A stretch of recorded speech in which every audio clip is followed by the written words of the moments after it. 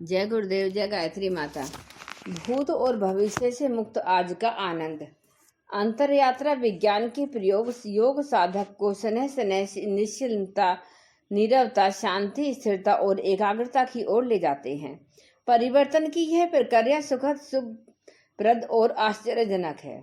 जो योग साधना से अंतर्गत यात्रा के विज्ञान से दूर हैं, इससे अछूते हैं, वे इस बात को ढंग से समझ नहीं सकते, क्योंकि उनकी सामान्य मानसिक अवस्था चंचलता, अस्थिरता, कलह कलेश से घिरी रहती है। विचारों के द्वंद्व, भावनाओं के विक्षोभ उन्हें सब ओर से घेरे रहते हैं।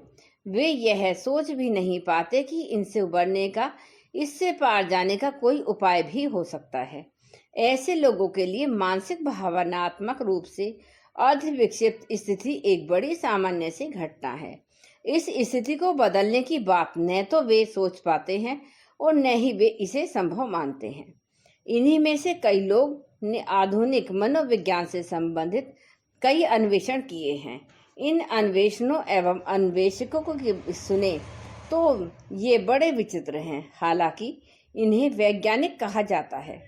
ऐसे अनुसंधानकर्ताओं का कहना है कि ईसा मसीह मानसिक रोगी थे, क्योंकि वे परमात्मा की आवाज़ सुन सकते थे।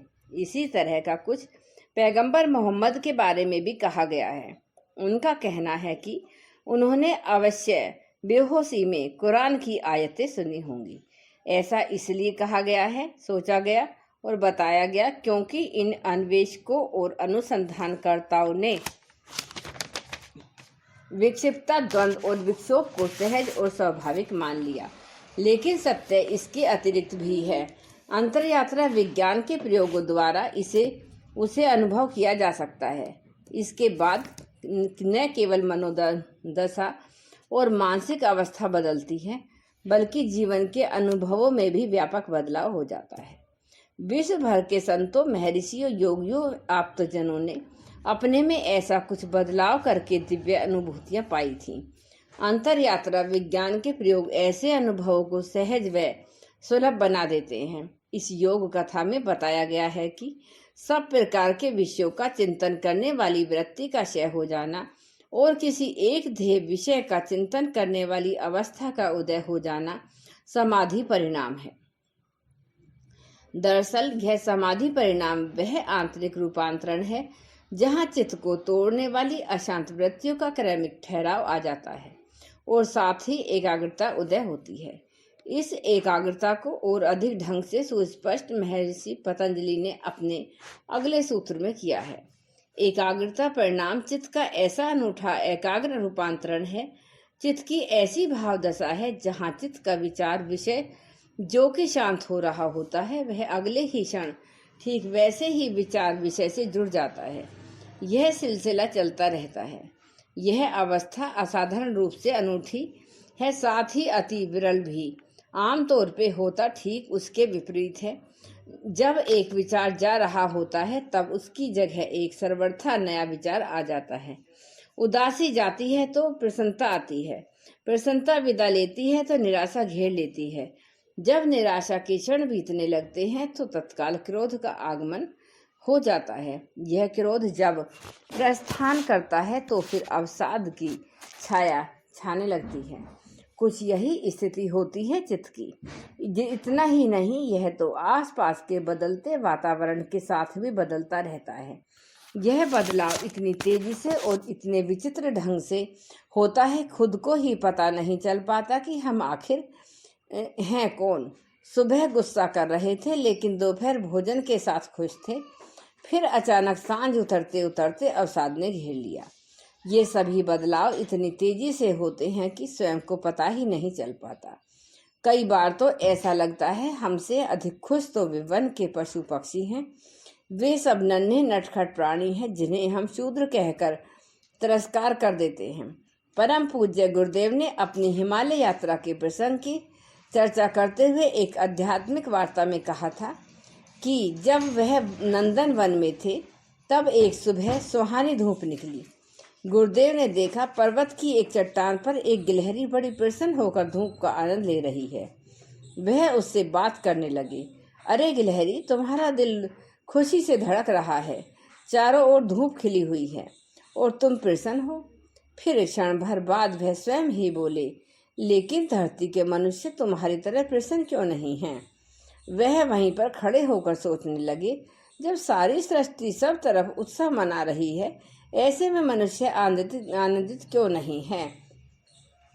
मनुष्य के अतिरिक्त पेड़ पौधे, जीव जंतु, जब हर कोई स्वयं के साथ और संपूर्ण अस्तित्व के साथ बहुत सुंदर ढंग से जुड़ा हुआ है, मनुष्य ही आखिर अपवाद क्यों है? आखिर उस पर कौन सी विपदा टूट पड़ी है? उनके ये सवाल महत्वपूर्ण थे।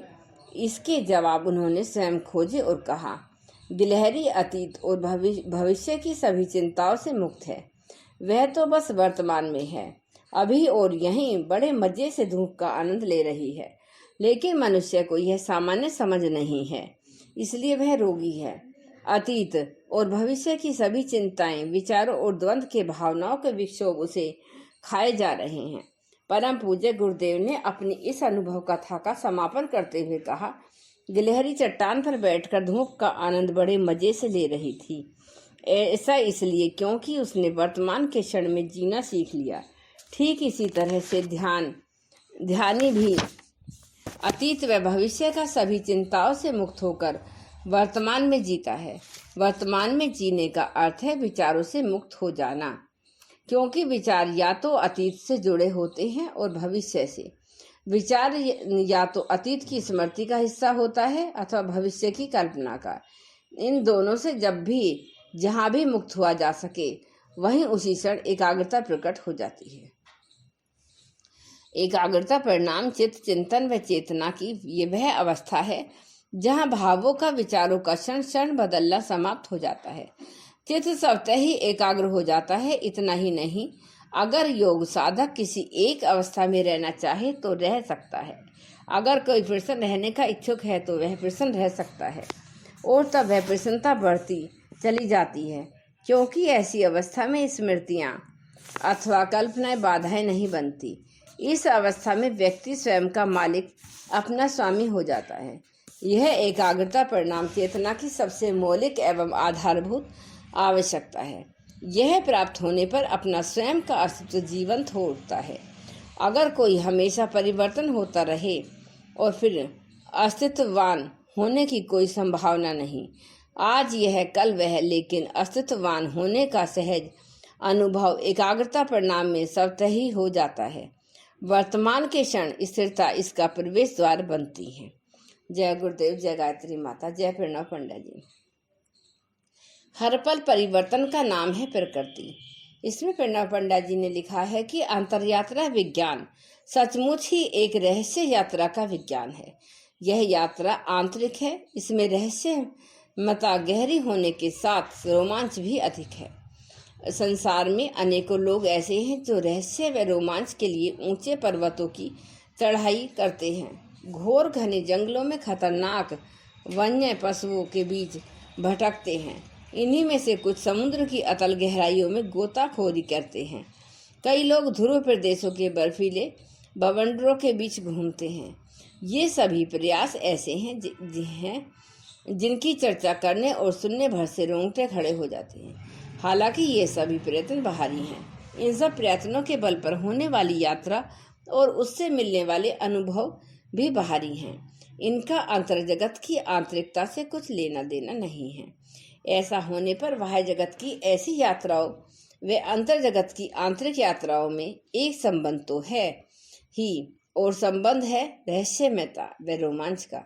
अंतर यात्रा का रहस्य रोमांच बाह्य जगत की सभी मुश्किल, जटिल व कठिन यात्राओं से भी कहीं अधिक कठिन है, क्योंकि यहाँ साथी, सहयोगी एवं मार्गदर्शक की भूमिका केवल सद्गुरु व परमेश्वर पूरी करते हैं। ऐसा करते हुए भी वे सदा अदृश्य रहते हैं, जबकि बाहरी जगत की कठिन यात्राओं में अपने साथी सहयोगियों की उपस्थिति प्रत्यक्ष में अनुभव की जा सकती है। ऐसे अनूठी अंतरयात्रा जो करते हैं अथवा कर रहे हैं, उन्हें इस सच का सदा अनुभव होता रहता है। अंतरयात्रा विज्ञान में योग यात्रा की अनेकों विचित्रताओं के साथ इसके भिन्न भिन्न यात्रा पड़ावों का उल्लेख किया गया है। निरोध परिणाम, समाधि परिणाम और एकाग्रता परिणाम, यही वे पड़ाव हैं। इनकी अनुभूति योग साधक को यह जताती और सिखाती है कि वह अभी अपनी अंतर यात्रा पथ पर किस स्थिति में है। योग साधक की स्थिति जैसी और जहाँ होती है, उसी के अनुसार उसमें रूपांतरण के प्रभाव घटित होते हैं। उसके अपने जीवन व चेतना की भाव दशा परिवर्तित होती है। ये सभी अनुभव जब भी उसके जीवन में घटित होते हैं, सर्वथा अपूर्वहस्यमयता व रोमांच को प्रकाशित व परिभाषित करते हैं।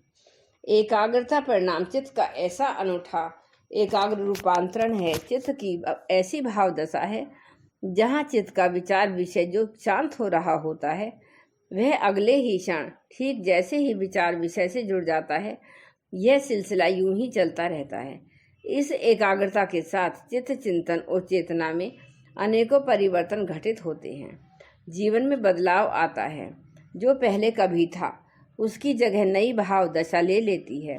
सर्वथा नई अवस्था प्रकट होती है। इस अनूठे रूपांतरण, बदलाव अथवा परिवर्तन के मुख्य बिंदु क्या हैं, इसे अगले सूत्र में महर्षि पतंजलि ने प्रकट किया है। जो कुछ भी इन पहले के सूत्रों में कहा गया है, उसके द्वारा मूल तत्वों और इंद्रियों की विशेषताओं, उनके गुणधर्म और उनकी अवस्थाओं के रूपांतरण की व्याख्या भी हो जाती है। महर्षि पतंजलि का यह सूत्र कई अर्थों में अनूठा है। इसमें इस सच का संकेत और संदेश है कि जहाँ तक प्रकृति है वहाँ तक परिवर्तन है।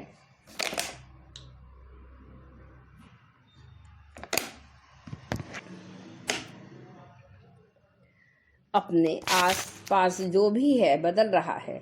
संसार बदल रहा है तो अपना शरीर भी बदल रहा है, इंद्रियां बदल रही हैं तो मन भी बदल रहा है। जो भी है सब कुछ बदल रहा है।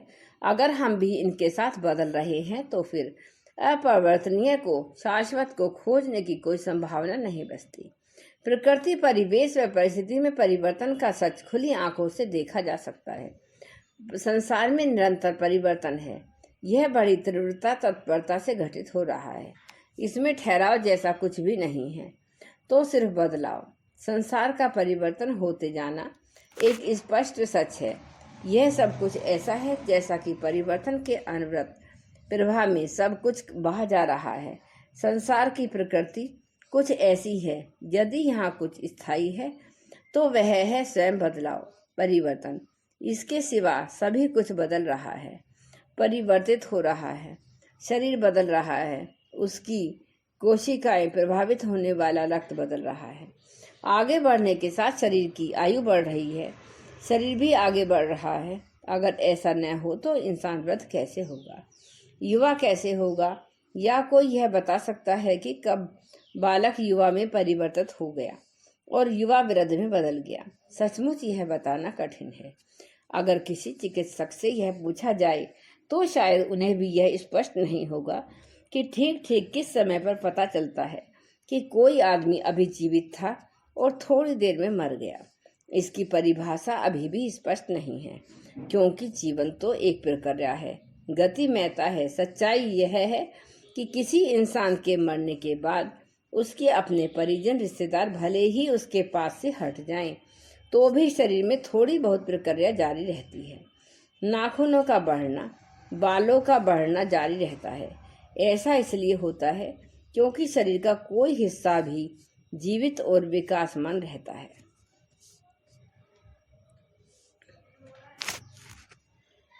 महान चिकित्सकों को यह बात पूरी समझ में नहीं आ पाई कि कब किसी व्यक्ति को पूरी तरह मृत घोषित किया जाए।